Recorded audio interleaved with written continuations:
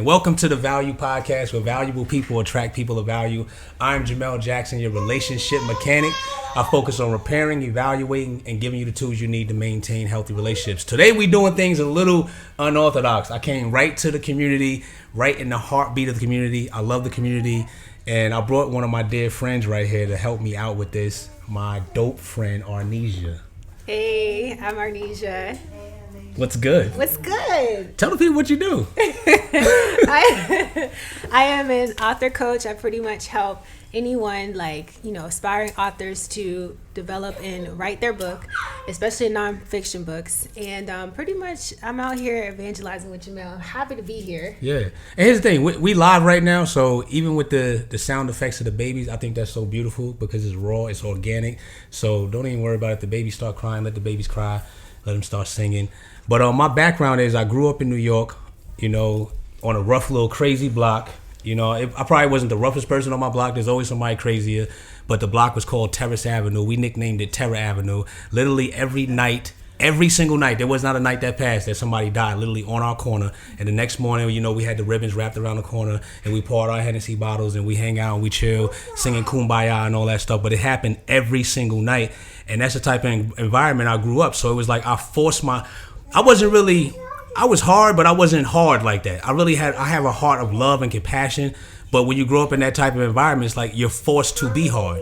So it's like the smiling, it wasn't tolerated. You had to be tough. You had to put on your strong face to survive. So I lost a lot of friends in that type of environments. I had altercations with police officers. I did go to jail. I didn't have to serve as long time as some of my friends, but I'm not here to discuss the jail time. And so I got involved with stuff, and then God snatched me out of that environment. And I said, you know what? Since you snatched me out of that environment, no matter where you put me on this earth or who you put me in front of, I'm going to add value to their life. One of the things that really shifted my life was when I lost my brother. I lost him in 2008. He was murdered in Ohio. And crazy little law, but my other brother was involved with it. So when my younger brother passed, they charged my other brother with his murder, even though he didn't murder him.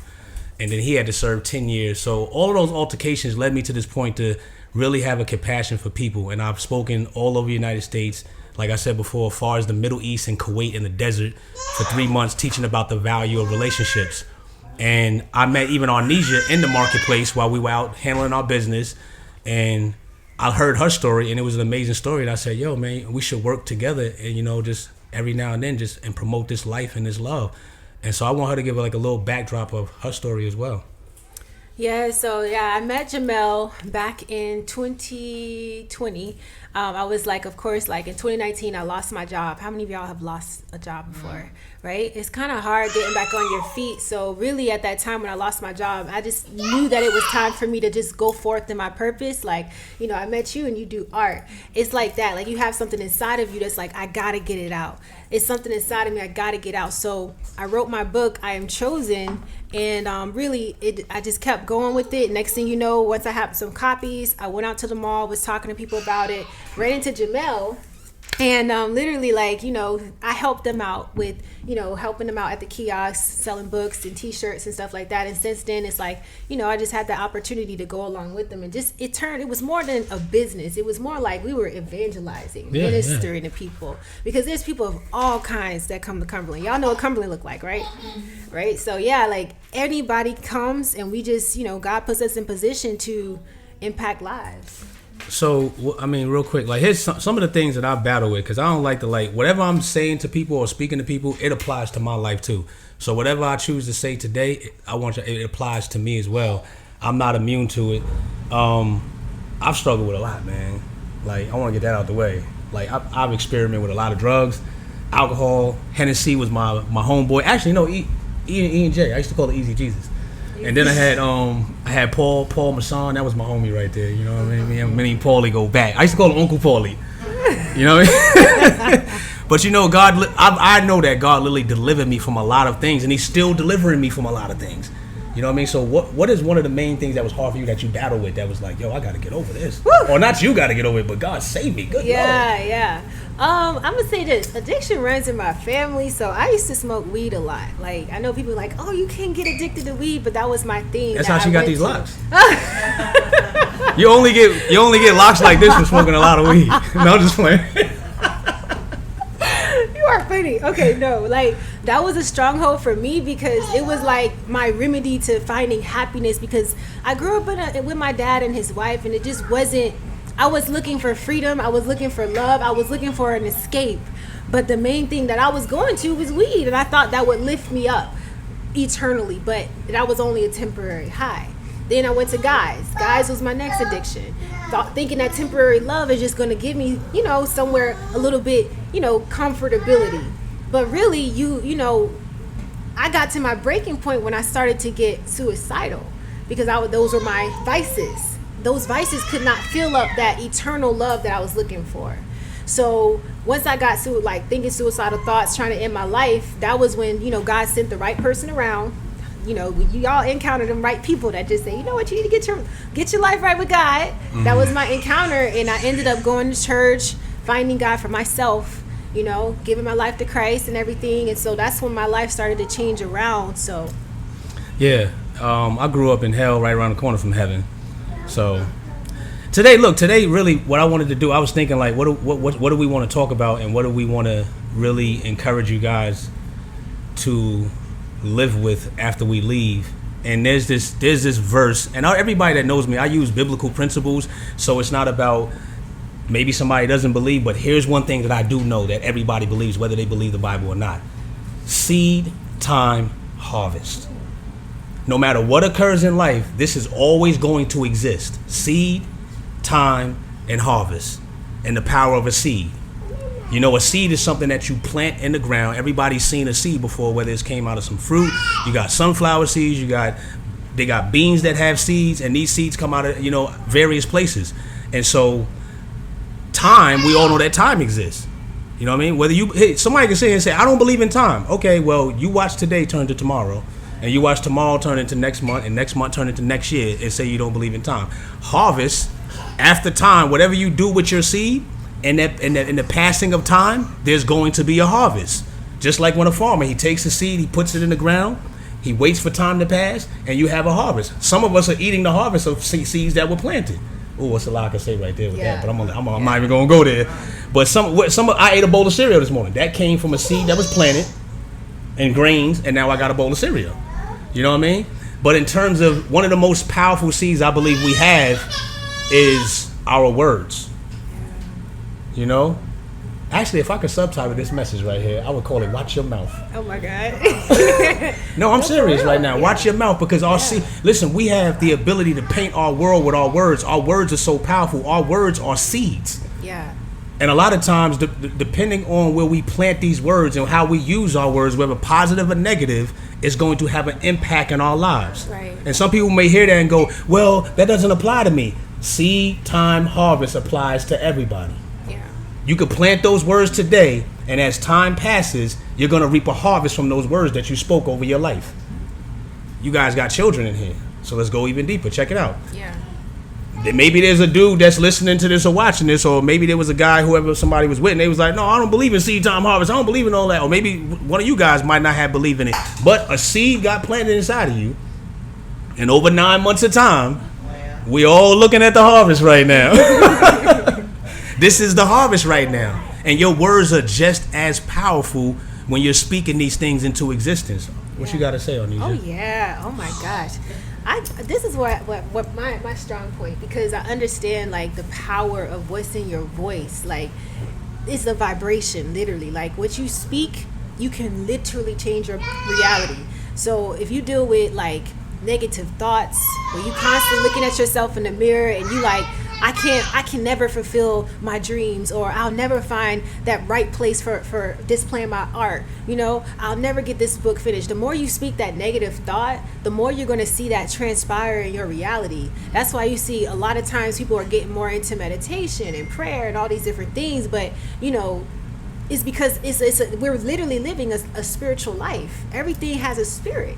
And so when you understand what you're speaking over your life, and you start to change the way you speak, no, I will find someone who will accept my art. Oh, trust me, you're going to find somebody somewhere. It's going to come into you just boom.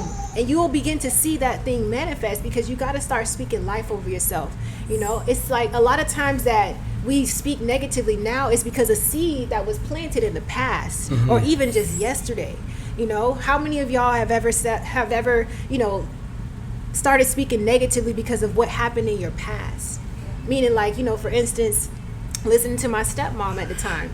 She was telling me all this negative stuff. You ain't never gonna be nothing. Guess what? I started to think that. And then I started to play on my personality. I started to hide myself from people, started to feel secluded and rejected from people because I always felt like I'll never be nobody. Why does anybody want me? I'll never be enough, right? That you started to live out that reality. But when you start to change your mindset and listening to things, because this also has to do with what you're listening to. Yes. That's why I always say, read a book that's positive. Listen to a sermon, listen to a motivational message, because there's something about that positive message that's going to resonate deep within your spirit. That's going to speak to the dream that you had. Because I know a lot of y'all have dreams in here. So it's going to speak to you somewhere deep within your spirit, and you're going to be like, you know what? He is right. You know what? I'm gonna go put on some clothes and go apply for a job today. Somebody gonna accept me because I understand what it's like to keep being rejected. Yeah. Especially if you're trying to find something to make money. You got to pay for your kids. You got to pay bills. But then you keep getting rejected, all these different no's. But no, somebody somewhere is gonna accept you because you belong in a special place. Yeah, whatever you, like what she's saying, it's just not even as much as what you're speaking. I still got to train myself with this daily, because there's times I want to speak. Because here's the thing, when you're trying to, and I know we got a lot of popular messages out there with people saying, you know, just speak it into existence and just say this and say this. It sounds easy, but when I'm trying to speak something and it doesn't look like that, that's when it's hard. Yeah. And when she's saying even being careful of what we're listening to, because whatever you behold, you will become. Whatever you behold, you will become. If I'm listening to it long enough, if I'm watching it long enough, whatever it is, I'm not telling anybody what to watch. You may have to have a season where you like, you know what, or a time frame where like, you know what, I can't listen to that. Right. Or I can't look at that. Because no matter, whatever you behold, you will become. If you listen to it long enough, it's going to come out of your mouth. Yeah. And then you're going to be like, man, did I just say that? And then if it becomes normal, then you're going to keep speaking it. When I say when it doesn't look like what you're speaking, I had made these affirmation boards with my daughter, and we'll talk about that afterward. I want to encourage you guys to do that. I had a poster board, and I wrote on there. I wrote for myself, I am a son of the Most High God. My neighborhood will be changed. My relationship will look like this, and just writing all these things. Now, here's the thing. When I went into my neighborhood, it didn't look like what I wrote, but I had to keep saying it. And that's the challenge, where it's like you see it and it's like, I don't want to say this no more. I got the affirmation board on the top of my ceiling and I'm looking up at it every morning. And I'm not going to sit here and say like every morning I want to get up. Sometimes I got up and I looked at it and I was like, man, I ain't reading that. Yeah. Because my life don't look like these words. Right. And this dude said I could paint my world with my words. If I keep saying this, then my life is going to look like that. But every time I say this and I go out in my neighborhood, it don't look like that. Every time I read this right here and I look at my family don't look like that. My uncle's still on drugs. My auntie's still strung out. Why am I keep saying this affirmation? But you got to keep speaking that thing. Yeah. You keep speaking it. And sometimes I had to do it with all I could muster, sitting there laying in the bed like, I am a child of the Most High God. Crying. Yeah. My neighborhood is a safe place to walk through. My uncle is going to be free of drugs. My brother is like this. My life is like this. And then walk out my door. Right. When it doesn't look like that. But the thing about his thing, seed, time, harvest. So these are things that I did years ago, but now I'm walking in the harvest of it. Because what happens is, this is amazing. What happens is, as you're speaking that thing, you're starting to train your mind and your behavior, and then you start to respond different to things. You start to make different moves. You start to make different decisions. You start to change your circle and your quorum. I'm going to talk about this circle and quorum and the people that's around you, because everybody's not going to support you when you start talking like that. Absolutely. They're going to be looking at you like, man, girl, what you talking about? You're going to be a doctor and you're going to achieve this, and you about to be having an art school, and you're going to run your own daycare, or you're going to have your own business, and your mom going to be off drugs. Your mom been on drugs. She going to die on drugs. No, I'm speaking something different. Right. Some people are going to be around trying to step on your seed. The minute you plant it, they coming behind digging it up. And that's where, and that part sometimes is not easy either, because it could be close people to you. That's my mom. Damn, every time I tell you, mom, about my dream, or every time I tell you, dad, about my dream and how I got this affirmation, it seemed like you speaking the opposite. Right. You supposed to be my homegirl. Every time I tell you about this vision and this word that I'm speaking over my life and over my kids, you got something negative to say. And I don't want to let them go, because that's my friend. Right. I don't want to let this relationship go. Nah, that thing depends on your destiny. Your words are that powerful. It can shift the entire environment. This is the first time I live in this community. And this is the first time that I came out and spoke in the community. Now, I have spoken over the community, though. There's times that I walked around this entire community speaking life over this community. Like, this community is going to be powerful. Lives in this community are going to be changed. God, you're going to change my life through this community. It's not just about me speaking to the people. It's about me as well. This medicine is for me, too. And I've been speaking that. Actually, what's interesting, this is the 3rd year. And I've been here for 3 years, and this is the first year where I've actually walked into the words that I was speaking. Walked into the words that I was speaking. What's up, Arnesia? I know you got something for me, man. Let's go. I keep hearing time. I know. We talking about the seed. Now we on this time. Yes, and I want to touch down on time because I know a lot of stuff we hear people saying, oh, time doesn't exist. And I'm like, listen, there's something about this time that exists because I know that it's going to take time for me to see the things that I'm speaking come to pass. I know that I have to practice patience in the midst of waiting for the breakthrough. I got to start developing myself to obtain the breakthrough. So financially, this is something I've had to learn. I'm still learning because finances take a while to really accomplish and conquer. It takes time to start living a lifestyle of managing your finances. You have to do something in between the time of you're working minimum wage now, but you want to work full time. You want to get that promotion. You want to get paid more, but you got to start developing into that manager. You have to start developing into that promotion, already knowing that it's for you. There's something greater for you, but in the midst of the time, what are you doing now that's going to prepare you for the greater to come? Yeah. Because every new level, it's taking you another step higher. And you have to be able to mentally obtain and manage the things that you're called to manage. You know, I think, children are such a beautiful thing, but it teaches us something about having patience because you got to love your child. You got to embrace your child, even though they might be running around and doing the most, but you got to know how to develop yourself to maintain your mouth and maintain patience to be able to take care of your child and raise your child the right way. So in the midst of time, it's the time that's really developing you. Yeah. And listen, I got kids. I got 2 of them. I had my son when I was younger. My son is 19 now in college. And I have a daughter, she's 10 years old. And so, yes, it does produce another level of patience in you. And when we're on this topic of time, that's the part that used to, and I'm being transparent, that's the part that used to irritate me. Because I'm reading this confession, I'm speaking these words, but this time that it's taking got me stressed. Right. I'm like, yo, no, I'm about to give up. And there's times where I did give up. I'm like, you know what? I don't want to speak it no more. It is what it is. Fragrance slogan. It is what it is. This is it. This is just my plot. This is just my lot in life. This is how it's gonna be. But you know what? With all I can muster, that's when I dig down deep and be like, no, we gonna keep speaking. We gonna keep speaking this. I'm gonna keep planting this seed. I'm gonna keep showing up. I'm gonna keep affirming myself. I'm gonna keep affirming my family. And here's the thing. Sometimes you feel that weight because it feels like you're the one carrying the weight of the whole family.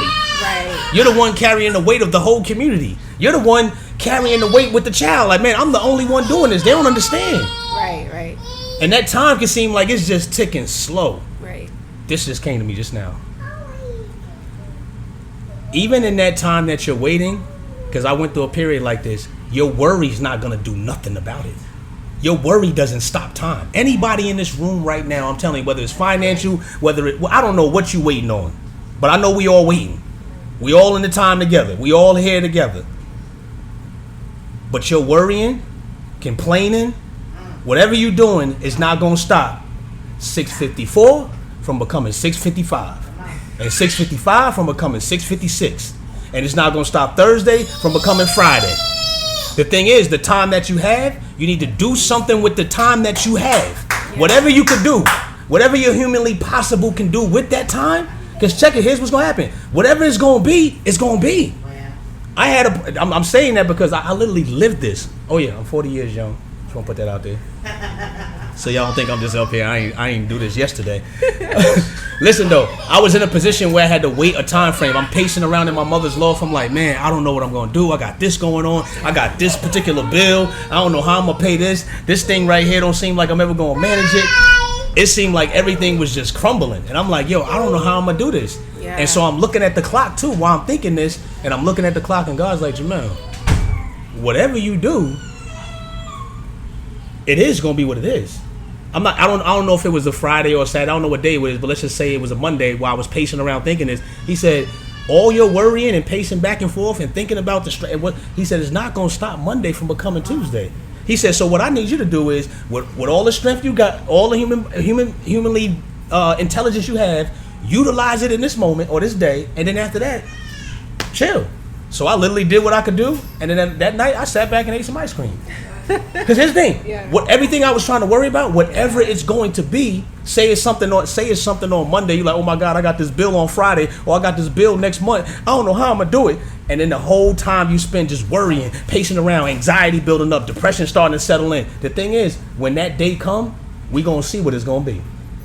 Now, I'm not saying you sit around with, now his thing, don't sit around with the time you do have and be like, oh, God gonna fix it, it's in the Lord's hand. The devil is a liar.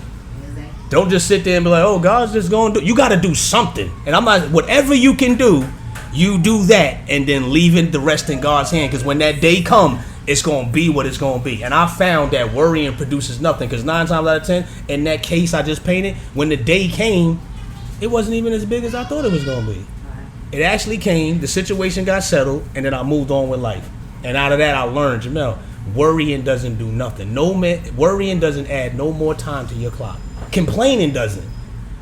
All it does is change your affirmation and change the power of your seed and the power of your words. My mama and them ain't have no money. My granddaddy ain't had no money. Nobody in my family had nothing. We ain't nothing. Listen, okay, you complaining. Do something about it. Wake up tomorrow and make a plan. Well, I ain't got no money. You got a piece of paper. I'm going to go here with y'all. I ain't got no money. You got a piece of paper? You got a pen? I ain't got no pen. You got a pencil? You ain't got no pen? Go borrow one. You can find one. Find a pencil. Write it down. That's a start right there. When you write it down and then you start to speak it. Oh, my God. I don't want to get started, man. Oh, my God. There's so much power in your words, man. Yeah. Even if you just write it down.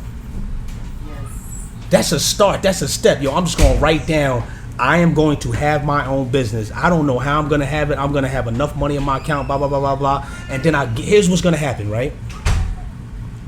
I guarantee you're going to start to meet people. Think about it. Where's the lady with the art? Who wanted the art? Oh, she's in the room. She went in there. She didn't know Arnesia was coming. Oh, yeah. Arnesia didn't know she was going to be here. Yeah. But the thing is, these worlds are colliding. Yeah.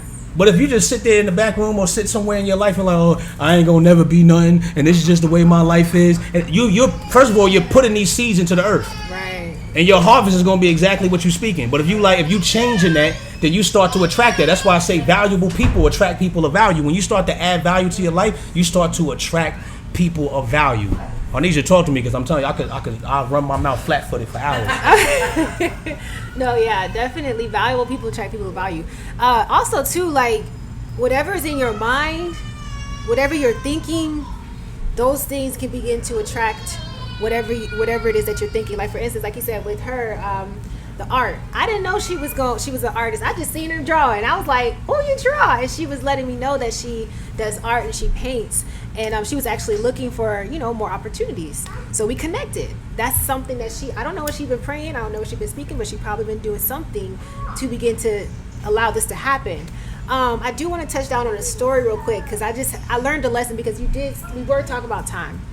And I do want to touch down on, in the midst of time, you also don't want to go back into your old vices, your comfort zone, meaning like the things that really make you, like, you change your life around, you change your habits, but the moment that you feel like, dang, this ain't working, guess what's gonna come in? That old habit, that old man, or that somebody that just reminds you of somebody that you're trying to get away from. I had an experience where I was like, man, I'm just tired of waiting for marriage. Like, I've been single for 7 years. Like, I'm tired of this. And I'm like, let me do this online dating. So I'm online dating, talking to these different dudes. I finally meet one that kind of seemed like he's the, someone that I'm looking for. And we hanging out, talking, something in the back of my mind saying, this is not for you. And I'm like, no, like, I'm tired of waiting. This is going to work out. I'll make it work. So something about him, it was like, he seems a little aggressive, abusive, like, I don't know, somebody, he just asking too much. And then the way he talks to me, just a little too much. So I'm like hanging on, like, nah, everything fine. It's the voice in the back of my head telling me all this stuff. But I'm ignoring it, because I'm like, I want to be in a relationship. So I go over his house, hang out. Lo and behold, I'm thinking we chilling. He tries to take things a little bit further. So then he really starts to get, as I'm telling him, like, nah, I'm good. I ain't trying to go in that direction. He gets a little bit more aggressive, to to the point where it's like I'm locked in this position. You know what I'm saying? So I'm like, oh, you really abusive. Like, you really got something going on. Like, he's, everything about him started to show. As I started, the more I said no, the more he kept pushing himself onto me. So I escaped that position. And I had to get to myself and say, you know what? This is not for you. This is not of God. This is not what you should have for your future. You deserve better. And I had to come to that reality and think that even though you are waiting on marriage, that doesn't mean that you have to put yourself in a situation to the point where somebody starts disrespecting you, talking abusive to you, putting you in positions that you feel uncomfortable. Even if you say no, they should be able to respect that no, okay? Because it's anybody who may be abusive can be more so, it's in their mind, they want what they want. They're not respecting the fact that you want to save yourself till marriage, or you just want to wait a little while, 6 months or so. If they can't respect that, then it might not be what you're looking for. It might not be what's best for you. Never ignore that thought in your mind that's telling you, like, you need to do better, like, or there's something greater for you, because there is. It's in your heart's desire. You don't have to be in abusive relationships. You don't have to let somebody just mistreat you and disrespect you. No, you are queens. Like, when I say that, I mean queens. I know a lot of men out here be like, oh, I'm a king and you a queen, but they don't treat you like that. That needs to match up. If I'm a queen to you, okay, then I need you to open a door for me. I need you to pay child support, or I need you, whatever that is a higher level that he's putting you in, that you need to, you know who you are. You got to start living in that lifestyle, because when you think a thing, it comes to reality. And the more that you start speaking life over yourself, you'll start to walk as that queen, that woman of God that you are, because that's going to start to show. And you'll begin to start to meet more people who are in that same like mindset. And then you'll begin to reap the harvest of what you were speaking about. Because if you're speaking negativity, you're going to reap negativity. Yeah. If you're allowing negativity in your life, in terms of her talking about a guy, and not all guys are like that, but if a certain type of guy, then that's the negativity that you're reaping. And I want to say this, since we just went down this lane. Ladies, you guys are powerful, man. Women have so much power. You guys have so much power. I want to say this. Set your standard and live by it. Because if you set a standard, here, I'm a guy. You know what I mean? You set a standard, a man has no choice but to, and I'm not saying, be prideful or egotistical about your standards, but raise your standard as a beautiful black queen and say, you know what, this is my standard. Your pants have to be pulled up to talk to me. You raise your standard like, no, you can't talk to me crazy. That's my standard. You don't like it, you don't get another chance. You don't get another second. You don't get another moment. This is my standard. Oh, you don't want to be committed? Bye. This is my standard. You're setting a standard where if this person doesn't come up to your standard. And of course, I'm not, like I said, not unreasonable things like, oh, if you don't have 800 credit score, you can't talk to me or something like that. You know what I mean? But that might be somebody's standard. Each his own. But I'm saying set your standard and live by it. Don't let anybody lower your standards. And if they can't meet that, no. And if you're speaking certain things over your life, you women have children. And also, you also got to guard you got to guard these beautiful young queens and kings right here, So if it's a guy around talking negative, maybe doing drugs, or whatever the case may be like, no, I got a new standard. Right. That's not coming in my life. I wrote an affirmation down last night. What's the here's the thing. Let me be can I be raw? Yeah. Not raw like that, but you know what I mean? You hear these dudes out, oh, you got an affirmation now? What, you gonna start living life right and living like God? Yeah, that's what I'm doing right now. And here's the thing. Check it out. Your no needs no explanation. Right. It's a complete sentence. Yes. No. What you hold on, what else? No, that's the whole sentence. And I don't owe you an explanation. And here's the thing, you don't even have to sit there and discuss the conversation with the person. This is my standard. I wrote my affirmation down. This is how I'm living now. God is adjusting my life. Actually, I'm adjusting my world. My kids are going to be better. I'm going to be better. I'm going to be doing this. I'm going to be doing this. And immediately, here's how you know it's an attack of the enemy, because the spirit's going to probably come over that person and say, oh, now you're trying to be all, go to school now. You trying to do that and get your life together now. And then that's when there's a word called ignore. Mm-hmm. I don't have to entertain that. That's you setting your standard. And then that's you adding value to your life. And then in return, guess what? You're going to attract somebody of value. There will be a man that's attracted to that. Oh, I like that type of standard right there. You're the person I've been looking for my whole life. Mm-hmm. And while the one dude is just still running amok. And once again, for a guy that's listening or viewing this, I'm not saying all guys are like that. There's some amazing guys out there. But I want to stress the power that women have, the power that you women have. That you guys set a standard. You can change. You guys, right? You guys live out here in this community. You guys can change the entire community. Because then other women will look. Oh, I never even thought about it. Other women will look at you too and be like, "Girl, what's up with you?" Oh, girl, I'm just doing things different. And here's the thing: it doesn't make you better. You're just different. Right. You're not better. You're just different. So I don't want to take it out there and be like, "Oh, put your head in." I'm bet. No, I'm just different now. Somebody came and spoke to me, and I'm different now. Somebody came and spoke to me, and I'm talking different words now. My language changed. My vocabulary changed. I'm seeing myself different. And here's the thing: even if they don't see the difference, you know the difference. And once again, the power of the words, because when you look in the mirror or you look at your life, it may not look like the difference that you wrote and you trying to walk into. But you don't got to focus on that. There's an end game that you headed towards. And then those women around you will start to change. Y'all can impact this whole entire community. Imagine that. Matter of fact, it just hit me. Women of standard. Because people run around sometime in the neighborhood having little clique names and little crew names and all that. How about women of standard? You know what I mean? Change the narrative. We women of standard. Yeah. We not even hating on each other. We lifting each other up. When we walk around the community, we lifting each other up. We hear somebody talking down on one of our other sisters. No, please don't talk to her about that like that. She's a beautiful black queen. Some people probably never heard nobody, I don't want to say that, well, I guess, somebody never heard nobody check them like that. Gently though, like, hey, you know, I hear y'all, how you talking. Why, don't talk about her like that. She's a beautiful black queen. She's on the rise. And you can be as too. We all together. We women of standard. What you think, Nish? Absolutely. Yes. I like that because honestly, when one person starts something and the other person comes along and you got a group of people, it just really sets the entire tone that, first of all, it's possible. And then also that gives someone else encouragement, you know, especially if y'all doing stuff together. If anything, I feel like that leaves a good mark, and it just shows that there's a good example, because everybody likes to see, you know, other people doing things, and once you see that trend going, you know, it's trends. But the fact that you come together and you say, you know what, I'm setting a new tone for my life, and there are other women around you, it makes it a lot better. It makes things a lot better. So yeah. So here's the thing, before we close, I want to say this: don't allow the time frame of the end result or the harvest that you're looking for deter you from continuing. Yeah. Don't let that deter you from continuing. It's going to be hard. I'm not immune to it. Trust me. Even after I leave here, I'm planting this seed. I'm speaking these words. All types of thoughts going to try to come to my head. Oh, yeah, you just spoke to them. That ain't going to happen. You talking about women are standing and all this. And then if I, you know, I'm not going to, you might share it with people and they might try to knock it down. If you share this information with people and the first thing they have is negativity come out their mouth, red flag right there. Right. Gotta watch this one right here. They the ones that when I plant my seed, they coming behind me to dig it out the ground. Right. They don't want to see the harvest. Right. Here's what I do guarantee. I know my God. I guarantee it that the seed that I'm planting right now is gonna reap a harvest, and somebody's life in here.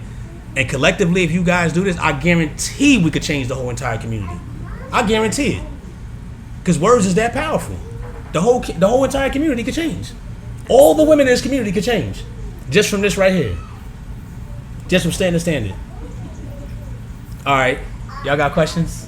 I do want to say one I'm sorry thing. I get mad hype. I'm not like dramatic. God just used me real like animated. You know what I mean? Go ahead. Absolutely. I wanted to touch down real quick on the harvest, because I remember like when I was in my days, you know, I used to think that the higher the harvest, we'll put it like that, is this lifestyle of perfection.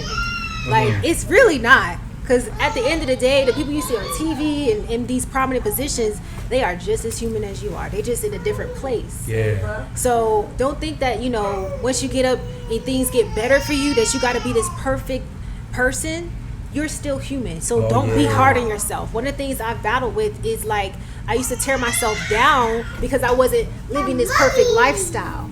So just remember that when you start to see that harvest, continue to be humble, but still wear your smile. Still, you know, keep your posture high. Like, you're going to see greater things to come. Yeah. No matter what it is that you're going through, you have a story to tell. Because that story is going to help encourage another woman and another woman and another woman, whoever else it is. So that's pretty much what I got to touch on. I'm glad you said that. Man, see, when I'm talking with people like this, we get the flowing. But really, when you fall, I know this is, listen, because here's what's going to happen. You will fall. I'm not going to be one of these people up here talking about, oh, you're going to be great. But when you fall, because we all fall, when you fall in that very moment, even if it's falling back into an old habit, right in that moment, you need to remind yourself of your affirmation, and you need to remind yourself, God loves me. Right. Oh yes. Oh yes. Even when you fall, like literally when you fall, God still loves me. And you pick yourself up, Right. and you pull yourself out of that equation, and you adjust yourself, knock the dust off, and go right back to speaking your seed, speaking your time, speaking your affirmation. And be careful, like be careful of the environment. I want to leave you with that, because people around you, when they see you fall, they're gonna be like, see, I told you. You was talking that old women of standard stuff, and look at you out here. No, you just fell, and you picked yourself back up, and you Right. back on the road again. You know what I'm saying? Yeah, what's good, y'all? Y'all got some? Y'all got any questions? You know what I mean? You said it. Huh? Basically, like, you covered like a lot. Like, I really don't have a question. Yeah. She got one right here. Developing self-esteem, I would say, like, how would you, what would be the first step in developing self-esteem? Because I feel like that's really like the core value in women's empowerment, and why women usually clash because of self-esteem and ego. That's what keeps us apart. Arnese, you want to answer that? I got Oh, you yeah. got an answer for that. I definitely hear what is the root that's causing the self-esteem issue, because the reason why low self-esteem is occurring, or you're seeing yourself a different way, honestly, that deals with comparison. That's why I say you got to get firm in understanding who you are. Accept your calling to self-discovery, because self-discovery is where you're going to discover more about who you are, about what God says about you. Because honestly, like, when we start to compare ourselves to other people, that messes up our perspective of who we are, who God says we are. So when you're in that place of self-discovery and you're meditating on the Word of God, or you're meditating on something that's going to keep you in the right mind frame to see yourself as the way God sees you, you're going to begin to walk that out. Because once you walk it out and you gain the confidence, I was talking to myself the other day. I was like, I mean, you can speak all day, you can meditate and pray all day, but if you're not living in the confidence of what you're speaking and praying, it makes it ineffective. So you have to, as you speak whatever you're speaking over yourself, as you doing your rituals in the morning, go in that, practice it throughout the day, because there's going to be people that come your way. You're going to be scrolling on Instagram. I don't look like her. My hair don't look right like her. That's what we're used to in the world. But when you start to change your mindset, you're going to begin to start looking at yourself. No, I don't have to look like her. I look like what I am. This is my style. I look beautiful. Okay, I'm fearfully and wonderfully made. I have a great identity. I'm loved. You know, embrace that about yourself. Instead of running away from who you are, embrace it, and you'll begin to start to see yourself walking in that confidence. And that self-esteem thing, I can't stress enough your environment. Yeah. Because there's times like you feel low, and here's the thing, you might not be wanting to speak that over your life, but you got that friend that you can call and say, you know what, girl, or yo, this is how I'm feeling right now. And she can start speaking over, like, no, girl, you strong. You're a woman of standard. You're Yes. powerful. No, you beautiful. I know, don't listen to that dude. Matter of fact, cut him off. You need people in your circle like that. That's right. That's gonna uplift you. You know, and then set that standard, man. Anybody else got I know we got another question out there. I got a comment. Okay. I think women are like automatically put like to a certain standard, like you have to look like this or you have to be like this in order to survive in this. I would say our generation, like I'm just saying, not everybody like she gotta have a big butt. I'm just saying. No, go ahead, say it. Like dudes like the big butts, fake bodies, all this stuff, but like that makes other girls like, dang, well maybe I should go change myself so I can be accepted to society. Yeah, And I see that a lot. And I see that in the marketplace as well, in the line of work that I do, and that's why I encourage towards the end of this message of you women setting your standard, because somebody made that a standard, and just because they made that a standard, it doesn't mean that's the standard. That's right. But people like dudes, not just dudes, but girls too would be like, hey, well you need a little more butt, or you need a little more Yeah. shape. Or And guess what? The individuals and the saddening part is that you'll have women that do hear that, and that's when it goes back to the self-esteem thing we were talking about. And that's why the affirmations and the words you speak over your life continually. So when you do interact or bump into somebody like that, and they like, girl, you know what, you might be able to pull that dude. You had a little more butt, or if your hair was straight and it was like this, and you'd be like, then you got your affirmation, you got your words down packed so powerful, you start to quote it to them like, no, I'm beautiful, quite queen, I'm beautifully and wonderfully made. My body is beautiful just how it is, and they looking like, And the more they try to say something, you just like now it's ignoring them. But aside, society won't quite accept them. Like I know a girl that models. She's really petite, and she's been turned down from like a lot of like video shoots and stuff like that.